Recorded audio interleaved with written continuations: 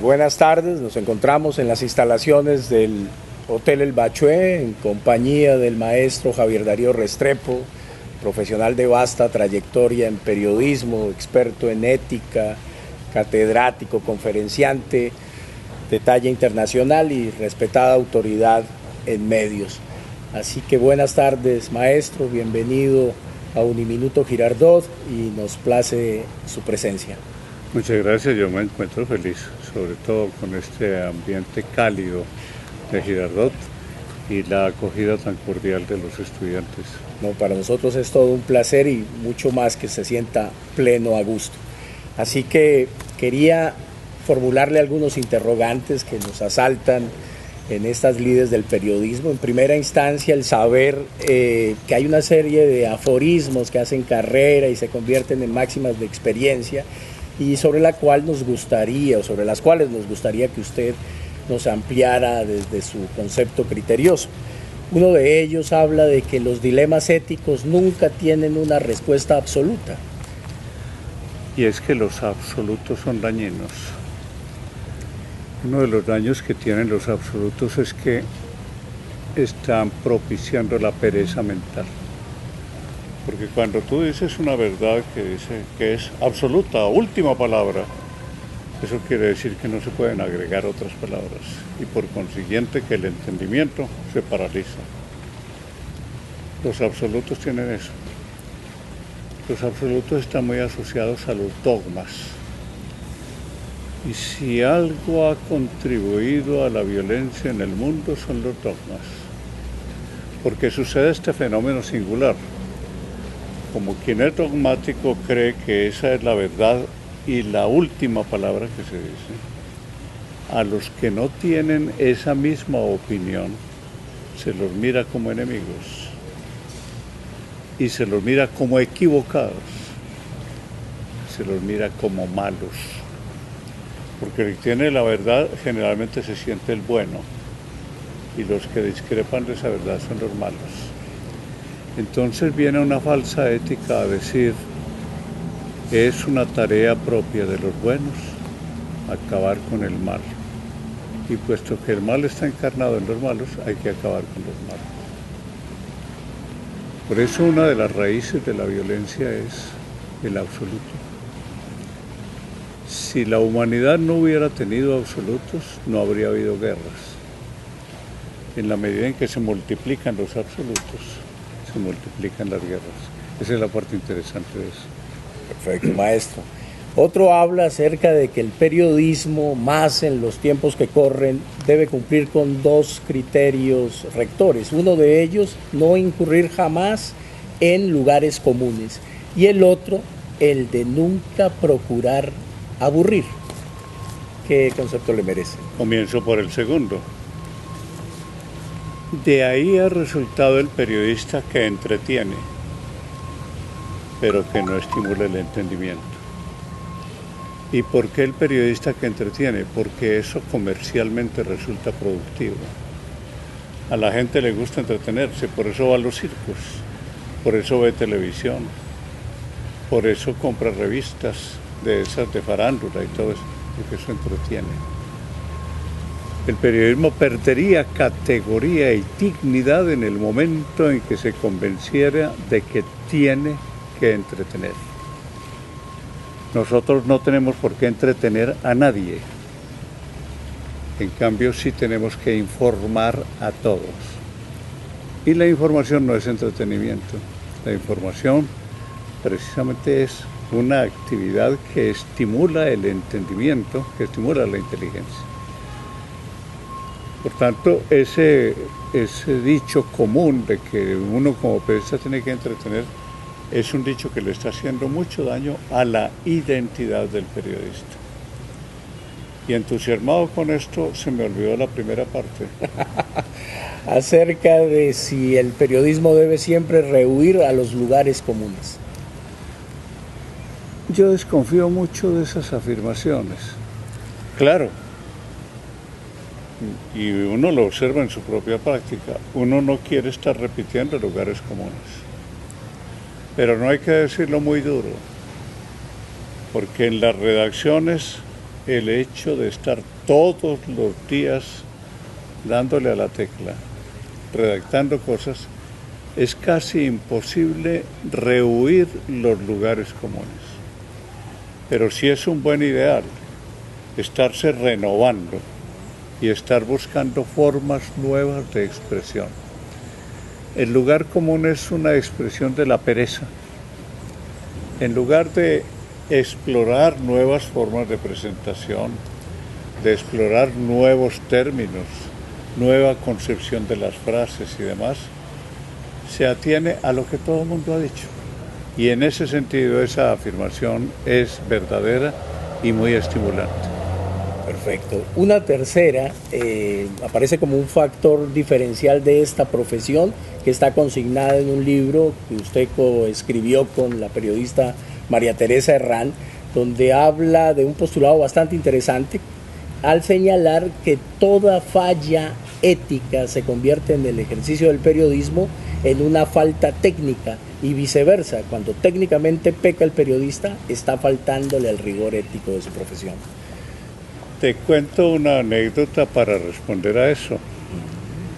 Cuando se hizo el primer taller de ética en la Fundación Nuevo Periodismo en Cartagena, el primero que llegó ahí porque había sido el estimulante de ese taller fue Gabriel García Márquez. Entonces me llama y me dice, ven acá, ¿cómo va a ser la vaina? Entonces yo le cuento que vamos a utilizar siempre casos concretos, que los periodistas van a estar apremiados por los hechos verdaderos. Y después de hacerles explicación puramente técnica, le digo yo, hay una cosa, Gabriel, que a mí me preocupa mucho, y es dejar en claro esto, que ética y técnica no se pueden separar. Entonces me dice, estoy de acuerdo con eso. Eso es como tratar de separar el zumbido y el moscardón. La técnica y la ética tienen que estar tan identificadas como el zumbido y el moscardón. La ética viene a ser el alma de los hechos técnicos. Y un hecho técnico que no obedezca a una ética es un hecho técnico sin alma. Es ese periodismo frío que no le dice nada a nadie. Es como una sopa sin sal. Viene a ser algo así. Perfecto. Maestro, hay interrogantes acerca de ciertos retos que están cada día más identificados con el ejercicio del periodismo. Uno de ellos, dentro de esa vorágine competitiva, el hecho de que si los periodistas y los medios tienen que recurrir a comprar información o a pagar por entrevistas con personajes que son sumamente evasivos o herméticos.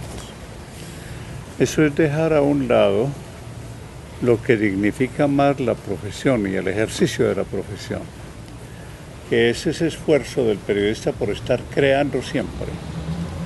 Y dentro de esas actividades creativas están las distintas formas de acceder a las fuentes. Pero al mismo tiempo eso tiene un peligro, y es crear la idea de que hay fuentes que son indispensables. Para uno como periodista, ninguna fuente es indispensable. Sobre todo cuando se trata de fuentes que están con el poder o en el poder. Yo he llegado a la conclusión, después de tantos años de ejercicio profesional, de que la fuente menos confiable es la más poderosa. Por eso lo digo sin ningún temor. El presidente, los ministros, los gobernadores, los alcaldes son las peores fuentes que existen. ¿Por qué? Porque el poder les exige mentir. El poder y la mentira parece que están muy intensamente asociados. Y uno, cuando está confiando demasiado en la fuente poderosa, está en peligro de ser manipulado. Y allí es donde viene la otra gran recomendación. Usted, cuando está frente a una fuente, debe ser y sentirse absolutamente independiente. Que esta fuente me va a dar a mí la chiva, la gran noticia, la exclusiva. No se crea esos mitos. Las exclusivas las crea el periodista en la forma de presentarlos, en la forma de destacar la importancia que tiene el hecho o la frase o el pensamiento de un entrevistado. De modo que hay mucho de falsedad en eso y de autoengaño por parte de los periodistas. Es decir, que el maestro comulga plenamente con lo que fue en su momento un predicado de Pulitzer, cuando hablaba que el periodismo tenía que ser un contrapoder, ser sumamente valiente, o de esta célebre periodista independiente, Oriana Fallaci, que decía que a los poderosos había que asaltarlos y que la mejor manera de extraerles la verdad era con cuestionarios de preguntas sucesivas, rápidas e incisivas. Sí, yo creo que lo importante es desmitificar a los poderosos y desmitificar lo que dicen los poderosos. Y luego mantener como una especie de precepto de vida duda, luego existes. Perfecto. Hay otra inquietud acerca del hecho de que los periodistas y sobre todo los medios, cuando son masivos, de tradición comercial muy poderosa, potente, cada vez tienden a soslayar más la obligación legal que les cabe de aclarar, rectificar. Incluso estaba escuchando esta mañana que en México están tratando de impulsar una ley del derecho de réplica de la gente que se ve afectada por informaciones mediáticas que lesionan su reputación, sean verdaderas o falsas. Siempre se sometería al medio y al periodista en particular a erogar o a cancelar una indemnización por daños y perjuicios. Sí, hay una aplicación de todo esto que me parece que será muy benéfica para la sociedad, y es que el periodista tiene que utilizar todo su poder pedagógico para que la gente entre en el estado de duda en que se debe mantener el propio periodista. Es decir, que la gente haga preguntas. La tendencia natural, presionada precisamente por los medios de comunicación, es a que la gente escuche y asienta. Y eso es dañinísimo para la sociedad, dañino para la democracia, dañino para la dignidad de las personas. Si uno utiliza ese poder pedagógico de los medios para que la gente se haga permanentemente preguntas sobre lo que le informan, ¿eso de dónde salió? ¿Cuáles son las pruebas de eso? Acabamos de tener un ejemplo en Colombia que me parece muy importante. Cuando habla el gerente de comunicaciones de la gente del No, dice, nos aplicamos a lo último no a explicar los acuerdos, sino a sembrarle rabia y dudas a la gente. Lo cual es una declaración muy clara de que los políticos hoy no están interesados en ninguna clase de verdad, sino en manipular a las personas. Que vayan a votar emberracados, eso significa que yo les he sembrado ese rencor, ese odio, y por tanto me valgo de eso para ponerlos de mi lado. Eso desde luego no es nuevo. Yo recuerdo en estos días, investigando sobre ese caso, me encontré algo que fue muy interesante, que fue cómo se indujo a las autoridades de Estados Unidos para que atacaran a Irak en la primera guerra del Golfo. Y toda esa historia comenzó con el testimonio de una niña de 15 años que dijo, los tipos de Irak llegaron a Kuwait, al hospital de Kuwait, sacaron a los niños, a unos bebés de las incubadoras, 15 incubadoras, dejaron a los niños ahí tirados y se llevaron las incubadoras. Claro, la reacción de la opinión pública en Estados Unidos fue, como es explicable, de una gran indignación contra estos asesinos de bebés. Siguieron acumulándose datos de esa misma naturaleza hasta que las autoridades de Estados Unidos decidieron atacar a Irak. Solo después, cuando ya nada había que hacer, se descubrió que la niña de 15 años que había dicho esto no conocía Kuwait, en el hospital ella no la conocían, y era la hija del embajador de Irak de Kuwait en Estados Unidos. O sea, era toda una manipulación política a través de verdades aparentes. Eso es apenas una muestra muy pequeña de lo que han hecho las mentiras en la política internacional. Y uno se pone a mirar lo que ha ocurrido en nuestro país y nos damos cuenta de que esta historia que tenemos en este momento, que todos queremos enmendar y corregir, es una historia que ha hecho en gran parte por las mentiras de los políticos. Bien. Maestro, también hay algo que está cobrando vigencia dado lo turbulento de los tiempos que nos atañen, y es el hecho de que los periodistas están cayendo en la tentación de hacerse activistas. Y decía algún experto de periodismo en México, al calificar a estos periodistas activistas, de que tenían más respuestas que preguntas, que para él eran totalmente incompatibles las dos acciones. Hay un principio que suele ser muy olvidado. El periodismo debe ser universal. Y el mayor sueño de uno cuando hace una noticia, cuando publica un comentario de opinión, etc., es que eso lo pueda leer todo mundo. Pero en vez de eso, el periodista suele estar escribiendo para los que piensan como él y para atacar a los que no piensan como él. Allí es donde el periodismo pierde toda su función, porque entonces se está confundiendo la función informativa con la función de propaganda. Todos sabemos que la propaganda siempre es una verdad a medias. Yo no recuerdo haber visto ninguna propaganda que diga: este artículo que les estamos ofreciendo a ustedes tiene tantos daños colaterales, son estos y estos, y tiene tales defectos. No, eso nunca.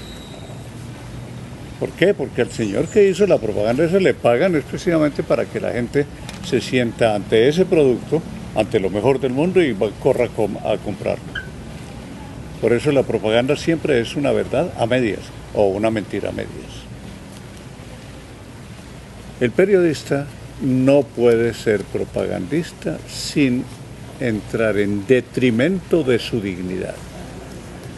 Si algo hace grande esta profesión y la hace hermosa, es que hace lo que sea con tal de encontrar la verdad. Y el gran premio que uno tiene como periodista es cuando la gente, ante tu firma o ante tu presencia, dice: a ese señor sí se le puede creer. Esa es la mayor alabanza que le pueden dar a uno como periodista. Por tanto, en el momento en que yo estoy utilizando mi medio de comunicación para hacerle propaganda a mis propias ideas, estoy degradando la profesión. En cambio, cuando me esfuerzo, porque no estoy diciendo que el periodista no pueda tener opiniones, sí las debe tener, pero allá adentro. Cuando yo estoy ante el público, yo sé que tengo que hablar un lenguaje que a todos les sirva, sean del partido que sean, del rojo, del azul, del moradito o del rosado, pero que a todos les sirva lo que yo estoy diciendo. Y para que a todos les sirva, no puede ser ni propaganda política, ni propaganda religiosa, ni propaganda deportiva, nada, debe servirles a todos.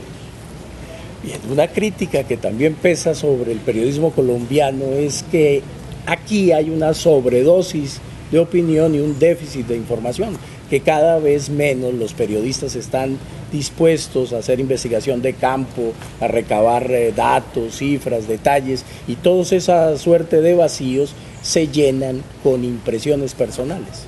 Ha contribuido mucho a eso el que el periodista reemplaza con opiniones y con adjetivos la falta de investigación.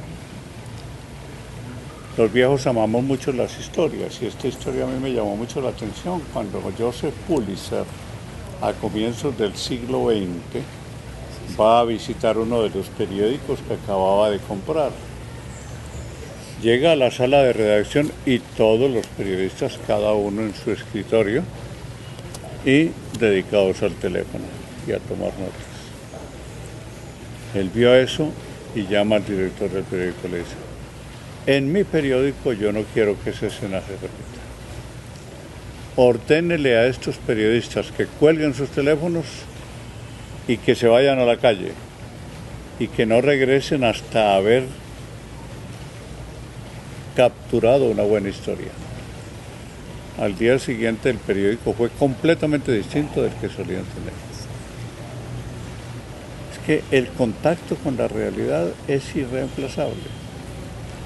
Cuando vas tú al lugar, vives el ambiente en que los protagonistas vivieron su momento, respiras el aire que ellos respiraron, sientes los sonidos que ellos sintieron, sienten la presión y demás. Allí ese periodista puede estar diciendo, ahí sí, una verdad muy completa. El que por el contrario se queda con el telefonito, o hoy con Mr. Google, que le resuelve todas las dudas y toma todo lo que dice Google, etcétera, y con eso llena. Está dando una cuestión puramente teórica, un resultado tecnológico, pero no es un resultado vital. Y de eso estamos necesitados. El periodismo tiene que ser vida y estar proyectando vida en todas sus cosas, no simplemente la sabiondez o del académico o del tecnócrata. Bien, maestro, y como un abrebocas de lo que va a ser en unos minutos su charla para el programa de comunicación social y periodismo de Uniminuto Girardot, le quería trasladar una inquietud acerca de cuál es su visión de los medios cibernéticos, si realmente hay que calificarlos como nuevos medios, como macromedios, como simplemente nuevas plataformas de convergencia digital, o como señalaba un experto argentino de apellido Skiller, si mal no recuerdo, que decía que igual estos nuevos cibermedios van a seguir necesitando de dos pisos, uno primero que se dedica a la reportería tradicional y uno segundo que se dedica a la minería de datos, al trabajo interdisciplinario donde mancomunadamente están periodistas, programadores, diseñadores, en todo en pos de procesar datos en bruto, de alimentarse de lo que proporciona lo que se llama la Big Data, y poder proporcionarle a la gente de nueva cuenta ese servicio profesional del periodismo que es entregar una visión contextualizada de la realidad en aras de que la gente se inste a pensar. Mira que en alguna oportunidad y en la Fundación Nuevo Periodismo me ofrecieron a mí la ocasión de estudiar ese tema para una conferencia inicial dentro de un taller que se iba a hacer justamente sobre este manejo de los medios digitales. Me di a la tarea de encontrar cuál había sido la reacción de la humanidad o de los que estaban más vinculados al asunto cuando aparecían nuevas tecnologías.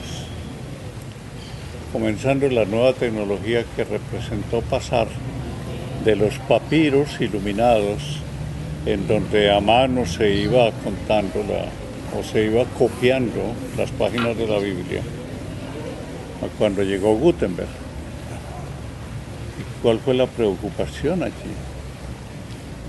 Allí es cuando aparecen, por ejemplo, las Biblias encadenadas, porque la preocupación fue cuál va a ser el efecto de que gente que no ha tenido mucha contextualización se precipite de pronto en las páginas de la Biblia. ¿Las entenderá o no las entenderá? Allí la preocupación no era tanto técnica cuanto pedagógica. ¿Cómo preparar a una persona para un nuevo conocimiento? Se completa el ciclo de la imprenta. Aparece la radio. Entonces viene la preocupación. Eso hace inútiles todas las cosas y sobre todo tiene el enorme peligro de que la gente absorbe de golpe todo lo que está sucediendo, puesto que la radio suprime el espacio y el tiempo, que es la misma preocupación que hay hoy. Internet suprime casi totalmente el espacio y el tiempo. Y el ser humano puede vivir sin espacio y sin tiempo. Y allí es donde aparece alguien que dice, el pensamiento siempre es lento. Necesita de tiempo para procesar la realidad del pensamiento. Los otros insisten, el gran hallazgo, la gran conquista que ha hecho Internet es precisamente que podemos informar lo que está sucediendo en el mismo instante en que sucede, que ha sido el sueño de los periodistas, o de los periodistas que le rinden culto a la chiva. Y resulta que hay algo más que eso. Entonces todo esto nos lleva a la conclusión de que en realidad los medios, la tecnología no es mala ni buena. Somos los usuarios de esa tecnología los que la convertimos en algo malo o en algo bueno. En el 2005 en Túnez se reunieron las altas autoridades del mundo para considerar si se le podía poner algún freno a la pornografía infantil difundida a través de Internet. Allí estuvo el presidente Clinton. Y después de arduas discusiones y demás, tuvieron que llegar a la conclusión, increíble, a la conclusión, no tenemos ningún medio técnico, ni ningún medio legal que pueda impedir eso. Es decir, en ese momento es una civilización que se declara derrotada ante los mercaderes de pornografía. Allí vuelve a aparecer. Entonces, ¿cómo se hace? Es cada usuario el que convierte estos instrumentos en algo sublime, magnífico, o en algo sórdido. Por tanto, si hemos de apuntar a que esos medios contribuyan a mejorar la humanidad, tenemos que mejorar a los usuarios de esos medios. Nosotros como periodistas tenemos en eso un instrumento, y un instrumento que nos está obligando a ser mejores como periodistas. Ese va a ser el gran tema de fondo de la conversación de esta tarde, de que el periodismo del futuro, bajo el impacto de la cultura digital, es un periodismo que tendrá que cambiar si quiere mantenerse. Es cuestión de vida o muerte para el periodismo que cambie, y que cambie en muchos aspectos. Ahí estaremos tratando un aspecto que parece inamovible, la estructura económica. Esa estructura económica o cambia o el periodismo desaparece, porque lo está sepultando la convicción que tienen los receptores de información de que los periodistas somos unos mercenarios. Nos pagan, informamos. No nos pagan, no informamos o volvemos la información contra el que no quiso pagar. Ese es un hecho que se está repitiendo. Ahí viene el primer reto, cómo cambiar eso. Y el otro, que es todavía más sustancial. Este periodismo digital está exigiendo un cambio de contenidos. Los contenidos que estamos dando hasta ahora con las técnicas habituales son contenidos de una gran pobreza y que no están respondiendo a las expectativas de la gente. Por eso se disminuye la circulación de los medios, por eso se están acabando medios, por eso grupos grandes de periodistas están quedando desempleados, porque el periodismo que se está haciendo de acuerdo con las normas tradicionales no está respondiendo a las expectativas. Y eso lo pone en evidencia la tecnología digital. Así que, maestros, ha sido usted muy amable por la atención prestada, por la generosidad y lucidez de sus respuestas, y bueno, quedamos en espera de lo que será el contenido revelador de su conferencia. Muy amable, maestro. Me alegra mucho haber tenido esas preguntas tan inteligentes sobre temas tan variados.